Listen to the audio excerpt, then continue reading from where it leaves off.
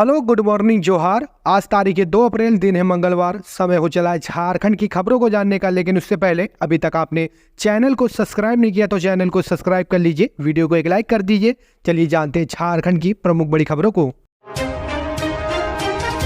अप्रैल के पहले ही दिन मौसम विभाग ने जारी किया हीट वेव का अलर्ट, इन जिलों के लोग बरते सावधानी। अप्रैल का महीना शुरू होते ही गर्मी अपने चरम पर है। मौसम विभाग ने अभी से लू की चेतावनी जारी कर दी है। भारत मौसम विज्ञान विभाग के रांची स्थित मौसम केंद्र ने सोमवार को स्पेशल बुलेटिन जारी करके कहा कि झारखंड के कई जिलों में लू चलेगी। मौसम केंद्र के प्रमुख ने न्यूज झारखंडी को बताया कि कोल्हान प्रमंडल के 3 जिलों में 4 अप्रैल से लू चलने की चेतावनी दी गई है।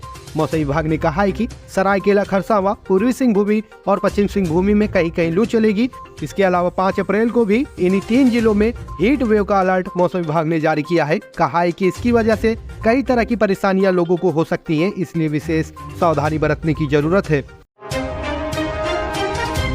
हेमंत, केजरीवाल, सिसोदिया जैसे लोग अब सही जगह पर पहुंच गए हैं। मरांडी, झारखंड प्रदेश भाजपा अध्यक्ष बाबूलाल मरांडी ने कहा कि हेमंत सोरेन, अरविंद केजरीवाल, मनीष सिसोदिया, सत्येंद्र जैन, संजय सिंह जैसे लोग आज जहां हैं वही उनके लिए सही जगह है। इन सभी ने कानून और लोकतंत्र को सिरे से नकारने की कोशिश की है। देश की जनता भी ऐसे लोगों को बर्दाश्त नहीं करेगी। पीएम नरेंद्र मोदी ने पहले ही कह दिया था कि जिन लोगों ने भी जनता की गाड़ी कमाई लूटी है उनसे पाई पाई वसूली जाएगी। मरांडी सोमवार को झारखंड प्रदेश भाजपा कार्यालय में प्रेस कॉन्फ्रेंस को संबोधित कर रहे थे। उन्होंने रविवार को दिल्ली में रामलीला मैदान में आयोजित इंडिया गठबंधन की रैली को भ्रष्टाचारियों का जमावड़ा करार दिया। मरांडी ने कहा कि ये तमाम वैसे लोग हैं जो सत्ता में रहने पर लूट सके तो लूट की नीति पर चलते हैं। ये ना तो कानून को मानते हैं ना लोकतंत्र को। यही वजह है कि अरविंद केजरीवाल और हेमंत सोरेन ईडी के 10 नोटिस को नकारते रहे और पूछताछ के लिए पेश नहीं हुए। पीएम नरेंद्र मोदी के नेतृत्व में सरकार बनने के बाद बीते 10 वर्षों में ऐसे लोगों की 10 लाख करोड़ से भी अधिक की संपत्ति जब्त की जा चुकी है। इसी वजह से ऐसे रसूखदार लोग आज परेशान हैं। हेमंत सोरेन की आपत्तिजनक तस्वीर सोशल मीडिया पर पोस्ट करने की शिकायत। मुख्यमंत्री चंपाई सोरेन और पूर्व मुख्यमंत्री हेमंत सोरेन की सोशल मीडिया पर आपत्तिजनक तस्वीर पोस्ट की गई है। इसके खिलाफ झारखंड मुक्ति मोर्चा की ओर से धनबाद साइबर थाने में शिकायत की गई है। झामुमो महानगर समिति के अध्यक्ष मंटू कुमार चौहान ने साइबर थाने को दिए गए लिखित शिकायत में बताया कि वर्ष 2024 के लोकसभा चुनाव के लिए आदर्श आचार संहिता लगा हुआ है। ऐसे में 31 मार्च 2024 को फेसबुक के एक आईडी झारखंड चौपाल की ओर से पूर्व मुख्यमंत्री हेमंत सोरेन की आपत्तिजनक तस्वीर पोस्ट की गई है। ऐसा कृत्य पूर्व मुख्यमंत्री की छवि को बदनाम करने की मंशा से किया गया है। इससे झामुमो के सभी कार्यकर्ताओं को ठेस पहुंची है और सार्वजनिक तौर पर पूर्व मुख्यमंत्री की छवि को धूमिल की गई है। शिकायत में तत्काल फेसबुक आईडी को ब्लॉक करने और इसके संचालन करने वाले के खिलाफ प्राथमिकी दर्ज कर कानूनी कार्रवाई करने की मांग की गई है। धनबाद से भाजपा प्रत्याशी ढिल्लू महतो की बड़ी मुसीबत, धमकी मामले में एफआईआर दर्ज। धनबाद लोकसभा क्षेत्र से भारतीय जनता पार्टी के प्रत्याशी और बागमारा के विधायक ढिल्लू महतो के खिलाफ एफआईआर दर्ज की गई है। मारवाड़ी सम्मेलन के जिला अध्यक्ष कृष्ण अग्रवाल को धमकी देने के आरोप में एक प्राथमिकी दर्ज की गई है। बरवाडा पुलिस थाने के प्रभारी अधिकारी सुनील कुमार रवि ने रविवार को मीडिया कर्मियों को बताया कि अग्रवाल की शिकायत के आधार पर ढिल्लू महतो और प्रिंस खान के खिलाफ भारतीय दंड संहिता की धारा 387, 506, 109 और 120 बी के तहत एक प्राथमिकी दर्ज की गई है। पूर्व भाजपा नेता अग्रवाल ने अपनी शिकायत में कहा है कि कथित तौर पर वसूली करने वाले खान ने एक ऑडियो क्लिप के जरिए उन्हें महतो की उम्मीदवारी का विरोध न करने की धमकी दी थी। मारवाड़ी सम्मेलन के अध्यक्ष ने वरिष्ठ पुलिस अधीक्षक को लिखे पत्र में यह भी आशंका जताई है कि महतो के इशारे पर खान और उसके गुर्गे उन पर तथा उनके परिवार के सदस्यों पर हमला कर सकते हैं। सदर अस्पताल में अब मिलेगी यह खास सुविधा, स्वास्थ्य विभाग का फैसला, होगी पैसों की बचत। बोकारो जिले में गांव से लेकर पंचायत एवं प्रखंड से लेकर जिला मुख्यालय तक में निवास करने वाले व आर्थिक रूप से कमजोर मरीजों के इलाज के लिए सदर अस्पताल एकमात्र लाइफलाइन है। कैंप 2 स्थित सदर अस्पताल में रोजाना विभिन्न रोगों के 400 से 500 मरीज पहुंचते हैं, जहां उन्हें बेहतर स्वास्थ्य सेवा देने का प्रयास प्रबंधन की ओर से किया जाता है। आपको बता दें, अब मरीजों की सुविधा को देखते हुए बहुत जल्द 2 शिफ्ट में एक्सरे की सुविधा बहाल की जाएगी। 2 शिफ्ट में सुबह 9 बजे से दोपहर 3 बजे तक और दोपहर 3 बजे से रात्रि 9 बजे तक एक्सरे की सुविधा मिलेगी। इस संबंध सदर अस्पताल के उपाधीक्षक डॉक्टर अरविंद कुमार ने बताया कि एक्सरे टेक्नीशियन की होमगार्ड बहाली के मेडिकल जांच में प्रतिनियुक्ति की वजह से 2 शिफ्ट में एक्सरे की सुविधा बहाल करने में परेशानी हो रही है। मेडिकल जांच की प्रक्रिया खत्म होने के बाद 2 शिफ्ट में एक्सरे की सुविधा बहाल कर दी जाएगी। सब्जी की खेती से चमकी किसानों की किस्मत, हो गए मालामाल, अब इलाके को बना दिया हब। वर्तमान में किसान खेती कार्य से विमुख होते जा रहे हैं। अगर प्रखंड के डिंडा कोली पंचायत अंतर्गत सिंहपुर के 1 दर्जन से अधिक किसानों ने अपनी मेहनत के भरोसे क्षेत्र की अलग पहचान बना दी है। इससे किसानों को खेती करने में काफी परेशानी होती है, लेकिन इस चुनौती के बीच सिंहपुर गांव के किसान अपनी पहचान सब्जी की खेती के लिए बना चुके हैं। इस गांव में मात्र 16 परिवार निवास करते हैं। प्रत्येक परिवार के सदस्य अपने 15 एकड़ खेतों में सब्जी उत्पादन करते हैं। इससे किसानों के एक साल में लगभग 2.5 से 3 लाख रुपए की कमाई होती है। इस कमाई से किसान अपने परिवार का भरण पोषण करते हैं। इसमें युवा किसानों का योगदान विशेष है। यहाँ की युवा नौकरी को तरजीह न देकर खेती पर ध्यान दे रहे हैं, जबकि खेती के लिए यहाँ सिंचाई की सुविधा बहुत कम है। सुपारी देकर कराई थी पत्नी की हत्या, कारोबारी पति समेत 3 गिरफ्तार। झारखंड के सरायकेला में कारोबारी की पत्नी की हत्या का खुलासा करते हुए पुलिस ने मृतका के पति को गिरफ्तार किया है। पुलिस अधीक्षक ने बताया कि ज्योति अग्रवाल की हत्या की साजिश उसके पति रवि अग्रवाल ने ही रची थी। ज्योति अग्रवाल के पिता प्रेमचंद अग्रवाल ने अपने दामाद रवि अग्रवाल के खिलाफ षड्यंत्र के तहत बेटी की हत्या करने का आरोप लगाया था। जिले के चांडिल थाना क्षेत्र में 29 मार्च रात 10 बजे अज्ञात बदमाशों ने ज्योति अग्रवाल की गोली मारकर हत्या कर दी थी। घटना का खुलासा करने के लिए पुलिस ने एक टीम का गठन किया था। सभी सबूतों की गहनता से जांच की गई और पुलिस ने आरोपी को गिरफ्तार कर लिया। बताया जा रहा है कि शादी के बाद से ही पति पत्नी के बीच विवाद रहता था, जिसके चलते रवि अग्रवाल ने बदमाशों को सुपारी देकर पत्नी की हत्या करवाई थी।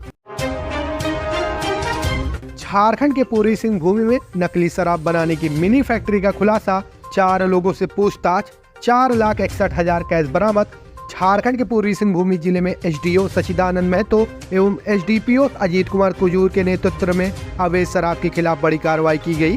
धालभूमगढ़ चौक के पास 4 चाका में एक पीएम आवास में नकली शराब बनाने की मिनी फैक्ट्री का खुलासा हुआ है। यह कारोबार सरकारी शराब दुकान के पीछे बने पीएम आवास में भाड़े पर लेकर किया जा रहा था। इस काम को अंजाम देने वाले सरकारी शराब दुकान के कर्मचारी अजीत सिंह मौके से फरार हो गया, जबकि 4 लोगों को पुलिस हिरासत में लेकर पूछताछ कर रही है। छापेमारी में भारी मात्रा में विभिन्न नामी गिरामी शराब कंपनी के रैपर, बोतल सील करने वाले स्टिकर, खाली बोतल एवं स्प्रिट भरी बोतलें जब्त की गई है। साथ ही 4,61,200 कैश बरामद किया गया है। झारखंड में बैकफुट पर आरजेडी, नहीं कर पाई उम्मीदवारों की घोषणा, फिर सुनाई वही कहानी। झारखंड में लोकसभा चुनाव से पहले सभी पार्टियां अपनी अपनी दावेदारी प्रस्तुत कर रही हैं, लेकिन झारखंड में आरजेडी कहीं न कहीं बैकफुट पर नजर आ रही है। दरअसल सोमवार को सुबह से यह कयास लगाया जा रहा था कि झारखंड राजद की ओर से जब प्रदेश अध्यक्ष संजय सिंह यादव और मंत्री सत्यानंद भोक्ता प्रेस वार्ता करेंगे तो उस दौरान राजद अपने 2 सीटों के उम्मीदवारों की घोषणा कर सकता है, लेकिन ऐसा नहीं हुआ। दरअसल इन 2 सीटों में पलामू और चतरा का नाम शामिल था। हालांकि प्रेस वार्ता शुरू होते ही एक बार फिर से राजद बैकफुट पर नजर आई और राजद अपने प्रत्याशियों के नाम की घोषणा नहीं कर पाई। राजद की ओर से प्रेस वार्ता के दौरान एक बार फिर से वही घिसी पिटी कहानी सुनाई गई, जहां आरजेडी ने कांग्रेस से चतरा और पलामू सीट देने की मांग की। हालांकि राजद की इन दोनों सीट की मांग पुरानी रही है। जिस ऐप को सरकार ने किया है बैन, उसी का इस्तेमाल कर दहशत फैला रहे नक्सली। भारत सरकार की टेलीकॉम मिनिस्ट्री ने जिस ऐप को बैन किया, उसी ऐप का नक्सली धड़ल्ले से इस्तेमाल कर रहे हैं। इसी ऐप का इस्तेमाल फोन में करके नक्सली लगातार रंगदारी भी मांग रहे हैं, जो वर्तमान में सुरक्षा बलों के लिए परेशानी का सबब बन गया है। इस बात का खुलासा पीएलएफआई के एरिया कमांडर सूरज महतो की गिरफ्तारी के बाद हुआ। दरअसल रांची पुलिस सूरज महतो उर्फ सूरज गोप की पिछले कई दिनों से तलाश कर रही थी। इसी सिलसिले में पिछले दिनों बुढ़मू थाना क्षेत्र में एक मुठभेड़ भी हुई, लेकिन मौके से सूरज अपने साथियों के साथ भागने में कामयाब हुआ था। जिसके बाद रांची एसएसपी को एक गुप्त सूचना प्राप्त हुई और पुलिस ने सूरज महतो को गिरफ्तार किया। सूरज महतो पीएलएफआई का एरिया कमांडर है और उसके दस्ते के द्वारा हाल ही के दिनों में रांची जिले के पिठौरिया थाना क्षेत्र स्थित एक क्रशर प्लांट में लगे वाहनों में आगजनी की घटना को भी अंजाम दिया गया था। पुलिसिया पूछताछ में PLFI के इस एरिया कमांडर ने बताया कि वे इंटरनेट कॉल के जरिए जंगी ऐप का इस्तेमाल कर रहा था और इसी ऐप के माध्यम से वे रंगदारी मांगता था, जिस कारण उसका लोकेशन ट्रेस नहीं हो पा रहा था। मामले को लेकर रांची SSP ने कहा कि ये रंगदारी के लिए फोन में जिस ऐप का इस्तेमाल कर रहा था उससे इसके सोर्स का पता नहीं चल पाता था। रांची पुलिस इसे लेकर जल्द ही टेलीकॉम मिनिस्ट्री से भी संपर्क कर सकती है। ये सभी जानकारी पुलिस को मिली है कि ये ऐप टेलीकॉम मिनिस्ट्री के द्वारा बैन है। बावजूद इस ऐप का इस्तेमाल नक्सली कैसे कर रहे हैं, इसकी भी जांच की जा रही है। बड़ी घटना को अंजाम देने की फिराक में थे 4 युवक, पुलिस को लगी भनक तो पहुंच गए जेल। बोकारो के सिटी थाना इलाके में दुंदीबाद माड़ी पट्टी में बैठकर किसी बड़ी घटना को अंजाम देने की योजना बना रहे 4 युवकों को पुलिस ने गिरफ्तार किया है। आरोपितों के पास से रिवॉल्वर, तमंचा व 4 गोलियां बरामद हुई हैं। यह जानकारी सिटी DSP आलोक रंजन ने सिटी थाने में सोमवार को दी है। सिटी DSP आलोक रंजन ने बताया कि गिरफ्तार आरोपितों का नाम दुंदीबाद माड़ी पट्टी निवासी 25 वर्षीय शिव कुमार, 19 वर्षीय धर्मेंद्र यादव, पंकज कुमार और 27 वर्षीय कोऑपरेटिव ऊपर खटाल निवासी आनंद कुमार है।